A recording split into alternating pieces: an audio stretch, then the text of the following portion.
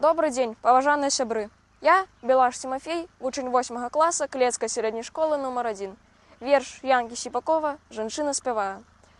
Плычэюць крыўды і плёткі, глыбініць песня жывая. А чуеце, здорава ўсё-ткі, калі жанчына спявае. Не плача і не смуткуе, не сварыцца і не рыдае, сама для сябе такую ціхую песню спявае.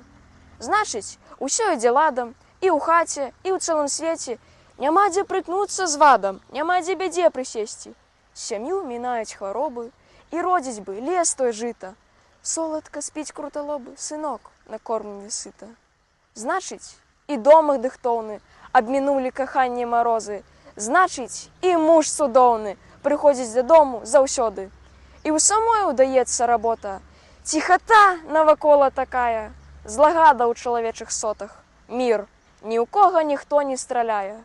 Ад кахання, тая ж дзяўчынка, цэсна ў сэрцы і бэзу, і маю, а на вуснах быццам пушынка.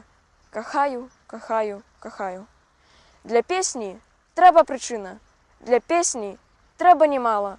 Шануем аж гэтак жанчыну, каб яна і ў будні спявала. Мікола Ліўчык, дарыце кветкі. Пэўна, гэта будзе хлусня, калі хто з жанчын скажа, што ёй не падабаюцца кветкі. Бо калі жанчыне дораць кветкі, яна робіцца іншай, змяняецца на вачах. І не мае вырашальнага значэння, якія гэта будуць кветкі. З луга, з поля ці сапраўднай аранжарэі. Значэнне мае толькі сам факт наяўнасці кветак. І не мае вырашальнага значэння, хто і каму дораць кветкі. Сын, матулі, муж, жонцы, хлопец, любой дзяўчыне. Галоўна ў тым, што кветкі дораць мужчына жанчыне. Гэта аснова. Ёсць кветкі, іх патрэбна некаму дарыць. Буялае цвіло лета. Я няспешна крочыў па вуліцы. Насустрач шла жанчына.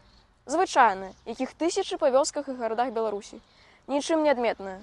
Знешнасць, вопратка, хада. Ва ўсім адчувалася некая стомленасць і абыякавасць да жыцця. У руцэ я трымаў шыкоўны гладыёлус. Адзін з першых, што расцвілі тым летам у нашым садзе. На імгненне прыпыніўся. А калі незнаёмка параўнялася са мною, прамовіў: «Калі ласка, гэта вам». У той момант, калі я працягнуў кветку, жанчыны пачало нешта адбывацца. У вачах з'явіўся прывабны бляск. У імгненне яна зрабілася стройнай і прыгожай. Жанчына зніякавела і нейкім друготным голасам спытала: «Мне? А чаму?» «Таму, што вы жанчына, прычым прыгожая», – адказаў я і не стаў дакладняць, што як прыгажосць стала відавочна пасля таго, як ёй далі кветку. Яна пайшла, а я яшчэ нейкі час пазіраў ёй услед. Гэта была ўжо зусім іншая жанчына. Вось яна, дзівосная сіла ўсяго толькі адной кветкі і мужчынскай увагі. Дарыце кветкі. Калі ласка, гэта вам.